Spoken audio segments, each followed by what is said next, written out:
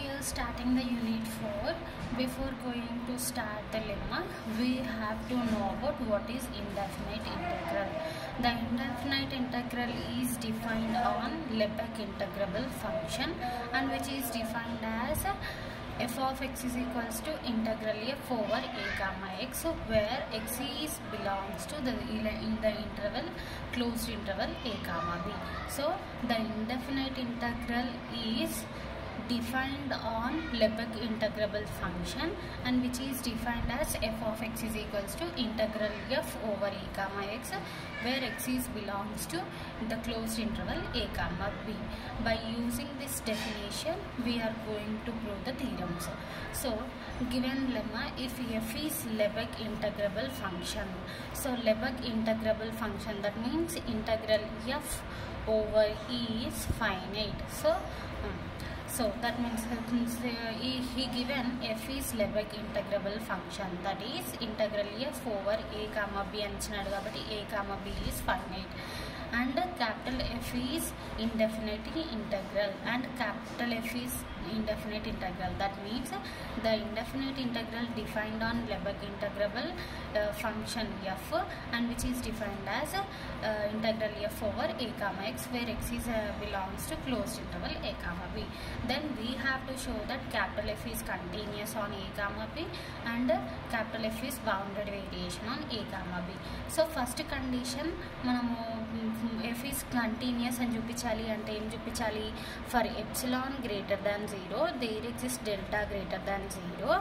For mod x minus y less than delta, we have, which implies mod f of x minus f of y which is less than epsilon అని చూపించాలి. So we are considering mod x minus y delta less than delta అని consider చేసుకొని we have to show that mod f of x minus f of y which is less than epsilon అని చూపిస్తే then capital F is said to be continuous.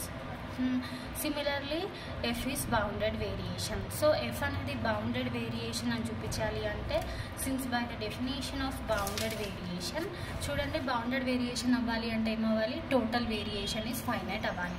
So total variation prove చేయాలి అని అంటే మనం ఏం prove చేయాలి? చూడండి total variation అని ప్రూవ్ చేయాలి అంటే first before going to know about total variation is finite, we have to define the total variational sum TF of p. For this we are applying supremum, then which is said to be total variation. So total variation is said to be finite అని చూపించాలి అంటే we have to show that the total variational sum TF of p is finite. For this we are applying supremum, then we will get total variation. So the total variation is finite అంటే then by definition f is bounded అని చెప్తాం.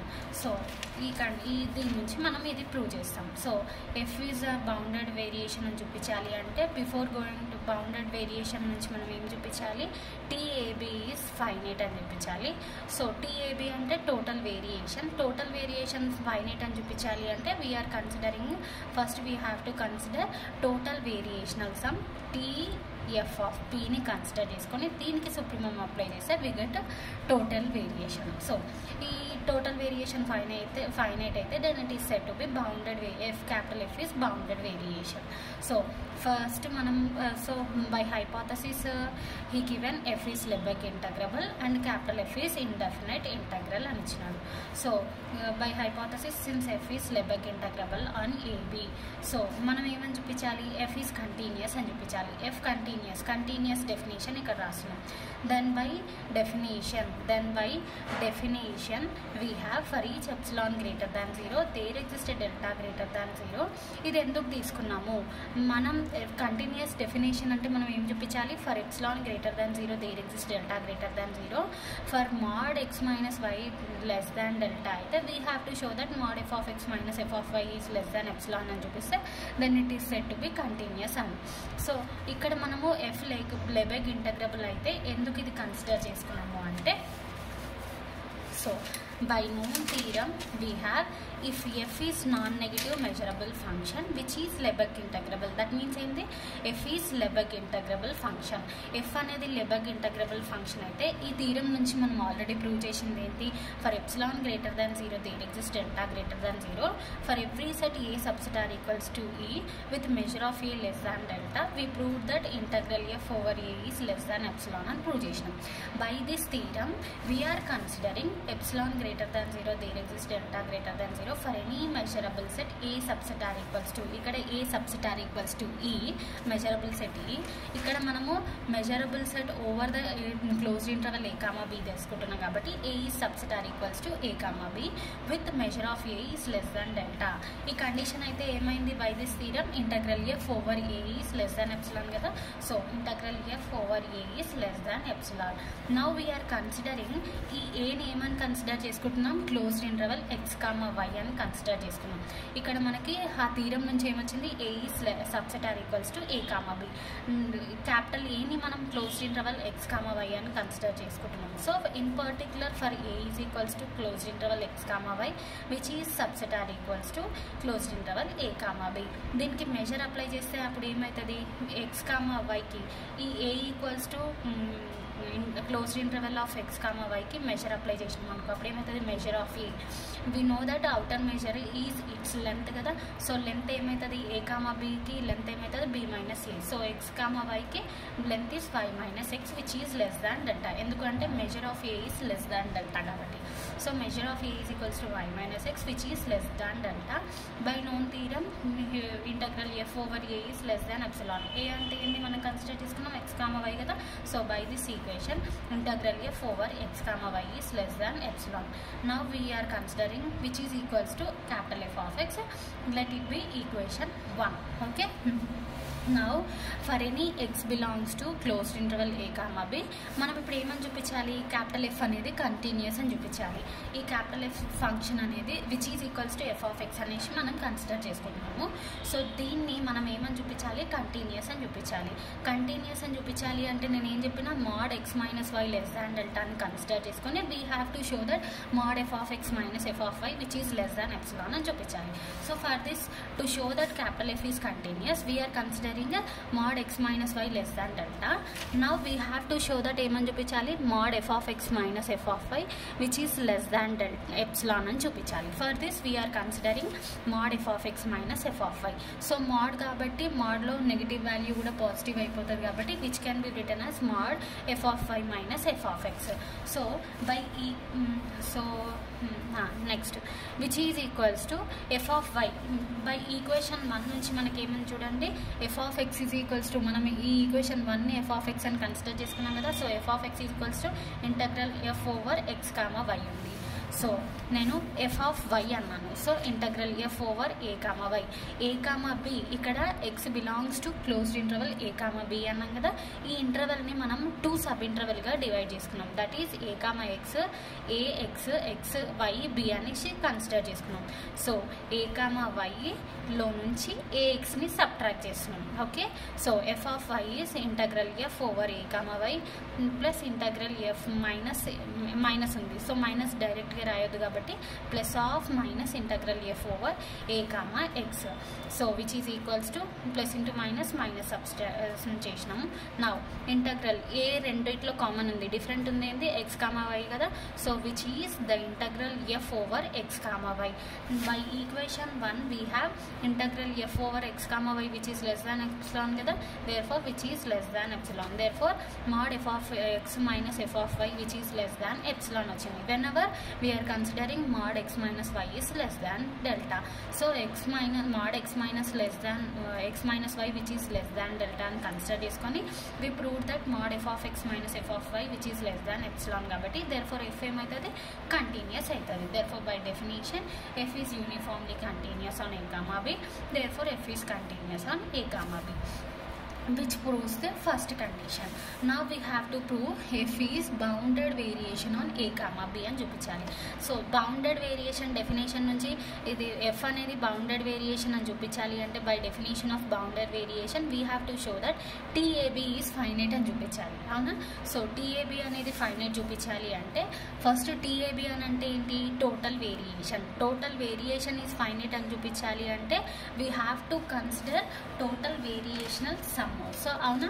So total variation సమ్ని మనం assume. So చూడండి ఇక్కడ ఒకసారి మనము ఏదైనా ఫంక్షన్ని బౌండెడ్ వేరియేషన్ అని చూపించాలి అంటే we have to show that TAB is finite అని చూపించాలి. TAB means total variation. By definition of total variation we have which is defined as supremum of TF of P. TF of P ante total variational sum.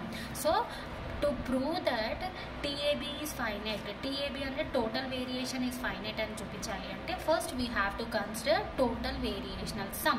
దీనికి supremum apply చేస్తే we get total variation.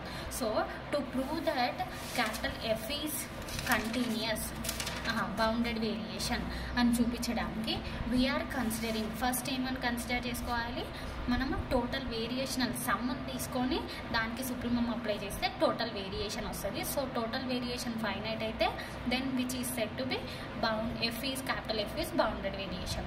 So for this మనం total variational సమ్లో P అనేది ఏంటి? Partition కదా.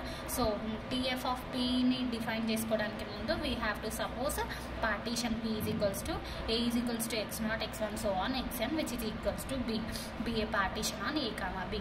So to prove that f is bounded variation we have to prove that TAB is finite, that is total variation is finite.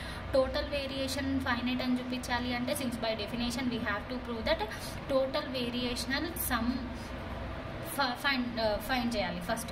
So for this we are considering total variational sum TF of P is equals to summation I is equals to 1 to n mod f of xi minus f of xi minus 1 since by the definition of total variational sum. So from equation 1 we have f of x అంటే మనకి ఏముంది ఇక్కడ చూడండి integral f over x comma y కదా. So ఇక్కడ over the interval xi minus 1 కాబట్టి integral f over a xi minus integral f over a xi minus 1 అని మనం డిఫైన్ చేసుకున్నాం.